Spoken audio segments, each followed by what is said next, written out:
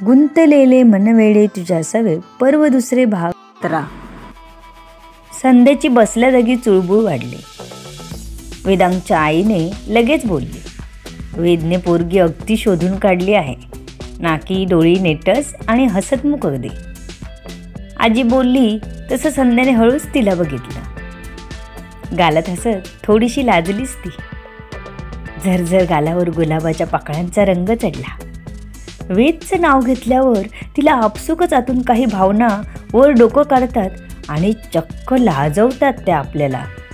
हे जाणवलं होतं तिला.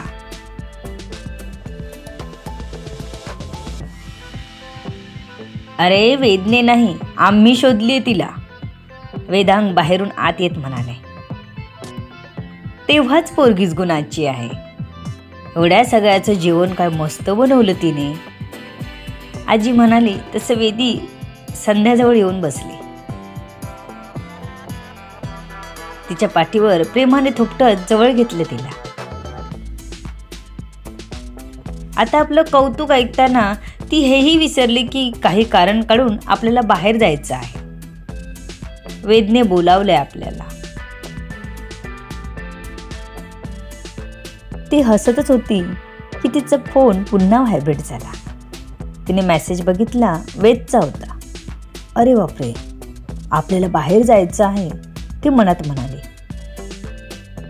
तिच्या चेहऱ्यावरचे हावभाव पाहून वेदीने हळूच कानाजवळ जात विचारलं, काय गं, वेदने मेसेज केलाय का? तसं संध्याने चमकून तिच्याकडे पाहिलं. ह्यांना कसं कळलं? तिने हलकी मान हलवली. काय बोलला? वेदीने आवाज अजून हळू करत विचारला.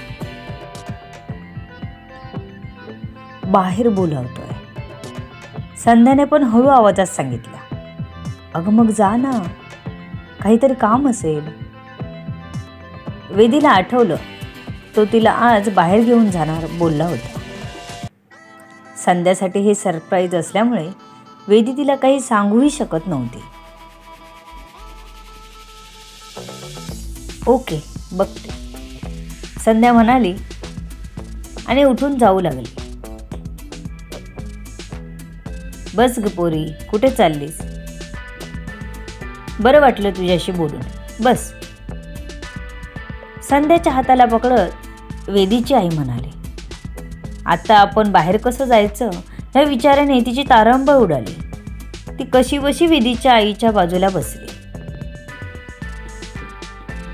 आई जाऊ दे ग तिला, काम आहे बाहेर, वेदी म्हणाली. तसं तिच्या आईने संध्याला सोडलं. बरं बाय, जा जा, कर तुझं काम, ती म्हणाली. तसं संध्या पटकन बाहेर पडली तिथून. ती बाहेर आली तर तिला वेद तिचीच वाट बघताना दिसला. हां बोल, काय झालं? संध्याने विचारलं. तसं त्याने पटकन तिच्या हाताला धरलं आणि तिला किचनकडे नेलं. ऐक, आपण बाहेर चाललोय, वेद म्हणाला. त्याला पुढचं काही बोलू न देताच संध्या ओरडली. काय? अगं हळू ओरड, सगळ्यांना वाटेल मी काही करतोय तुला असं. ऐक आता माझं, आपण बाहेर फिरायला जातोय. येताना रात्री जेवूनच घरी येऊ, मी सर्वांना बोललोय. हे फक्त तुला सांगितलं नव्हतं,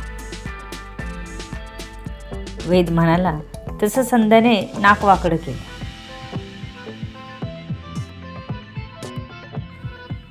का नाही मला सांगितलं? एवढा चांगला ड्रेस आईच्या सांगण्यावरून किचनमध्ये घालून जेवण केलं. त्याला किती डाग पडले आहेत बघ जरा. आता हा असा घालून मी तुझ्यासोबत येऊ का? सांग. संध्या थोडं रागवत म्हणाली. अरे बाबा, तुझ्यासाठी हे सरप्राईज होतं आणि हे मला सांगायला लागतंय तुला, याचंच वाईट वाटतं. मला तुझ्या चेहऱ्यावरचा आनंद बघायचा होता. किती खुश होशील तू हे बघायचं होतं. म्हणून मीच तुझ्या आईला सांगितलं होतं चांगला ड्रेस घालून आणायला, वेद म्हणाला.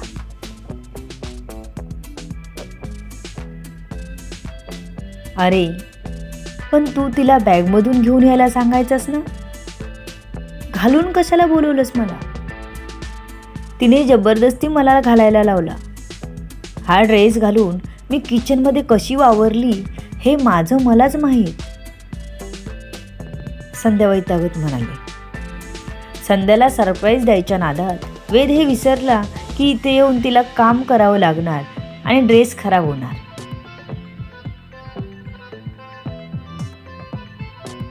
आता काय करावं, नवीन घेऊन देऊ का? पण तिला फिटिंगला बसला पाहिजे ना. ठीक आहे, नवीनच घेऊ असं म्हणत तो संध्याला म्हणाला, चल पटकन तयार हो, हाच घाल ड्रेस, आपण शॉपिंग करू. वेद म्हणाला, नको वेद, चालेल हाच ड्रेस, आपण जाऊ असंच, कोण बघते माझ्या ड्रेसला, संध्या म्हणाली. चल बघू ते नंतर, तू लवकर बाहेर ये, मी बाईक काढतो, वेद घाई करत म्हणाला आणि बाहेर गेला.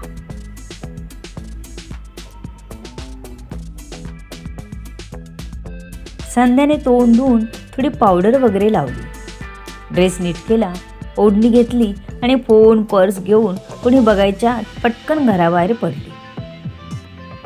वेद तर तयारच होता, ती लगेच त्याच्या मागे बसली.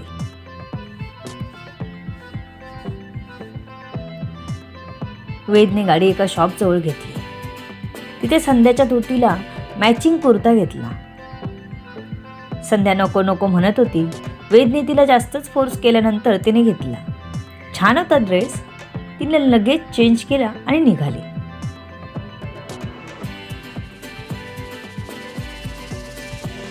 वेद संध्याला पुन्हा त्याच बीचवर घेऊन आला जिथे ते पहिल्यांदा आले होते. तिथली हवा संध्याच्या अंगाला गोड शहारे देऊन जात होती. जुन्या आठवणी डोळ्यासमोर फेर धरू लागल्या. आयुष्यातला पहिला किस. आपण जरा जास्तच बोल नाही का झालो? तेव्हा आपल्याच नकळत त्याला किस घ्यायची परमिशन दे. आपण हातात हात घालून इथे चाललो. किती स्पेशल होतं ते क्षण. आपण जगलो. तिच्याही नकळत ओठांवर हसू आणि किंचित डोळ्यात पाणी आलं. वेदने तिला पुन्हा इथे आणून खूप काही दिलं होतं जे ती शब्दात सांगू शकत नव्हती. आधीही स्पेशल होते क्षण आणि त्या आठवणी जागवणारे आताचे क्षणही स्पेशलच होते. तिने एक गिरकी घेतली स्वतःभोवती. R you happy? वेदने तिच्या डोळ्यात बघत प्रेमाने विचारलं. या आय एम हॅपी. संध्याने खुश होत मान हलवली. वेदही खुश झाला. समुद्र शांत होता अजून, तरी पण पुढच्या अर्ध्या तासात भरती सुरू होणार होती. वेदने तिचा हात हळूच आपल्या हातात घेतला. पहिला स्पर्श, पहिलं प्रेम, लाईफ पार्टनर म्हणून आयुष्यातली पहिली मुलगी संध्या. त्याच्याही नकळत त्याचे हात घट्ट झाले होते. आता कधीच तो तिला दूर करणार नव्हता. पहिली आणि शेवटची मुलगी तूच असशील संध्या माझ्या आयुष्यात. तो मनोमन विचार करत बोलत होता. वेदच्या हातांचा स्पर्श होताच संध्या शहारली. सुंदर भावना मनात फेर धरू लागल्या. पाण्यात बुडबुडे यावे तशा मनात भावना बुडबुडत होत्या. त्याचा परिणाम की काय? तिच्या गालांवर गुलाबांच्या पाकळ्यांनी शिंपण केली होती. तीही थोडी बितरलीच या भावनांनी. कसा भावनांना बांध घालावा कळलंच नाही तिला. तिच्याही नकळत तिचा हात त्याच्या हाताने घट्ट पकडलेला असताना सुद्धा अजूनच घट्ट करू पाहत होती ती. वेगळेनं हात व्हावे, जणू मी तुझ्या शरीराचा भाग. तिचंही पहिलं प्रेम, पहिला स्पर्श, आयुष्यात आलेला पहिला पुरुष वेद, ज्याच्यावर आपलं सर्वस्व उधळण करावी असं तिला वाटत होतं.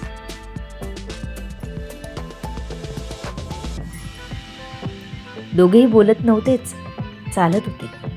ते क्षण असे जगत होते. अल्लडपणे बागडत होते फुलपाखराप्रमाणे.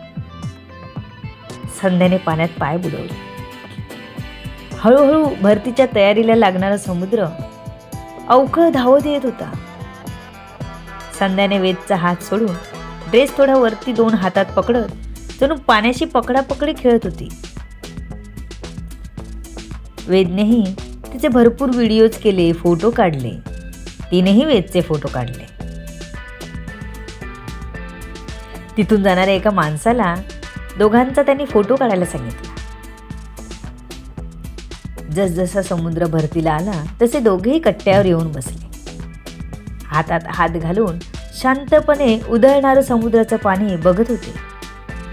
हळूहळू संध्याकाळ होऊ लागली तसं वेद तिला आपल्यासोबत बाईकवर बसायला सांगितलं. त्याने आज तिच्यासाठी खास डिनर अरेंज केलं होतं. हेच तिच्यासाठी खास सरप्राईज होतं.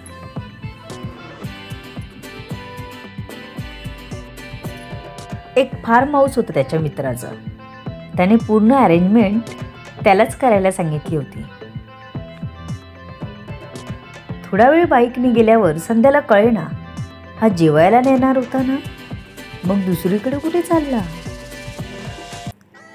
वेद, आपण कुठे चाललो आहोत? इकडे कुठे आलो आपण? संध्या म्हणाली. अरे बाबा, थोडा धीर धर ना. तुला माझ्यावर विश्वास आहे ना, मग शांत बस. तुला टेन्शन घ्यायची गरज नाही. वेदने असं सांगितल्यावर संध्या गप्प बसली. तिने जाताना आजूबाजूचं निरीक्षण करणं चालूच ठेवलं होतं. थोडं मुख्य शहरापासून बाहेर असल्यामुळे झाडे होती खूप. थोडी रहदारीही कमी होती. आता काळोख दाटत होता. थोड्याच वेळात ते इच्छितस्थळी पोचले. बाईक पार्किंग एरियात लावून ते थोडं पुढे चालत एंट्रन्स पर्यंत आले. संध्याला सगळं बघून खूप मस्त वाटलं. वाव, खूप छान आहे सर्व. तिचे हात गालावर आले होते. प्रवेशद्वारामध्ये असणारे कारंजे, तिथून पुढे असलेली सजावट खूपच छान होती. संध्या, क्लोज युअर आईज प्लीज. वेदने संध्याला सांगितलं. ओ, एनिथिंग सरप्राईज फॉर मी? संध्या खुश होत म्हणाली. तिने लगेच वेदने पुढे केलेला हात घट्ट पकडला. खरंच ती त्याच्यासाठी इतकी खास होती? तो त्याच्या कृतीतून दाखवून देत होता तिला. काय असेल सरप्राईज? तिलाही उत्सुकता होती. तो जे देईल ते तिच्यासाठी खासच होतं. तिने त्याच्यावर विश्वास ठेवून डोळे बंद केले. वेदने तिच्या खांद्यावर हात टाकत दुसऱ्या हातात तिचा हात पकडत तिला गाईड करत तो तिला घेऊन जात होता.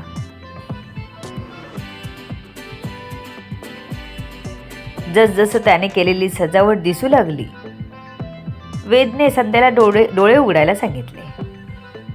संध्या, my dear, open your eyes. वेदने संध्याला सांगितलं. तसं संध्याने डोळे उघडले. समोर मंद लाईट्स, संत संगीत आणि सगळं कसं सुंदर सजवलं होतं. तिला सगळंच मोहून टाकत होतं. तिने रूममध्ये प्रवेश करताच थक्क झाली. वेलकम बोर्ड आणि बलून्स सर्वत्र लावले होते. पुढे होऊन डायनिंग टेबल आणि खूप साऱ्या कॅन्डल्स होत्या. रूममध्ये पूर्ण कॅन्डल्स होत्या. Oh, it's a candle light dinner. Wow, छानच आहे. मी खरंच खूप खुश आहे. वेद, थँक्यू. तिने पुढे होऊन त्याच्या गालावर आपले ओठ टेकवले. त्याने एवढं छान सरप्राईज डिनर दिलं. एक किस तो बनताय. त्याने तिला खांद्याला पकडत खुर्ची मागे घेत बसायला दिलं. हे खूप छान वाटत होतं तिला. वेदही समोर बसला. तिच्या चेहऱ्यावर येणारे भाव तो बघत होता. त्यात त्याला आनंद मिळत होता. ती तर फारच उत्साही वाटत होती. तिच्या चेहऱ्यावरची ती चमक बघून तोही सुखावत होता. तो आता उठून तिच्या जवळ आला. संध्या, वेदने खूप मोठा पॉज घेतला. बोल. संध्याही आतुर झाली होती तो काय बोलतो ते ऐकायला. I love you. Will you marry with me? त्याने तिला प्रपोज याआधी केला होता बीचवर, पण तिने त्याच्याकडे वेळ मागितला होता. त्यानंतर संध्याने ती लग्नाला तयार असल्याचं सांगितलंही होतं, पण त्यात त्याला मज्जा आली नव्हती. त्याला संध्याला हा क्षण स्पेशल फील करून द्यायचा होता. Yes, I will marry with you. I love you dear. I love you too. म्हणत संध्याने उठून त्याला मिठी मारली. तिच्या डोळ्यांसोबत आवाजही ओला झाला होता. थोडा वेळ जाऊ देत वेदने तिच्यासाठी आणलेले गिफ्ट तिच्या समोर केलं. काय आहे याच्यात? एकावर एक धक्के सहन करत बिचारी संध्या घाबरली होती खूप. आपल्याला आता हे सरप्राईज सहन व्हायला पाहिजे, नाहीतर कमजोर होऊन मीच पडायची खाली, तर वेदलाच सरप्राईज मिळायचा. ती मनात विचार करत भीत तो बॉक्स हातात घेत होती. बघ उघडून, तुला आवडेल, वेद हसत म्हणाला. तिचे हात थरथर करत होते. तिने हळूच बॉक्स उघडला आणि बघितलं तर डोळे मोठेच झाले तिचे. तिच्यासाठी अजून एक धक्का होता. काय होतं त्यात? तुम्हाला बघायचं आहे ना? मग नक्की कथा वाचत राहा. कमेंट करायला विसरू नका. भेटूया पुढच्या भागात. लेखिका शब्दवेदी उर्फ संतोषी राणे पाताळे. धन्यवाद.